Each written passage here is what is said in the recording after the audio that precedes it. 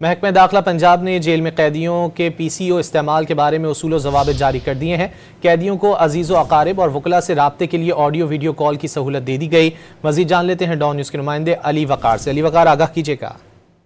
हाँ जी बिल्कुल, महकमा दाखिला पंजाब में जो कैदी हैं उनके लिए ये बड़ी अच्छी सहूलत शुरू की है, जिसमें जो कैदी हैं वो अपने खूनी रिश्तेदारों, अपनी अहलिया और लीगल काउंसिल में के साथ पीर से हफ्ता के दरमियान सुबह 8 बजे से शाम 5 बजे तक PCO की सहूलत इस्तेमाल करते हैं।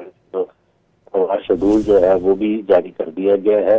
ज्यादा से ज्यादा कैदी जो है वो 5 फोन नंबर अपने रिश्तेदारों, लीगल काउंसिल या अहलिया के रजिस्टर करवा सकता है, जिसके बाद जो PCO ऑपरेटर होगा वो जो सुपरिटेंडेंट जेल है उसकी इजाजत से फौरी तौर पर कैदी को राब्ता करवाने का मजाज होगा। एक कैदी को हफ्ते में 60 से 80 मिनट PCO इस्तेमाल करने की इजाजत होगी। ताहम अगर कोई गैर कानूनी बात करते हैं या बहुत शुक्रिया अली वकार इन तफसीलात के लिए।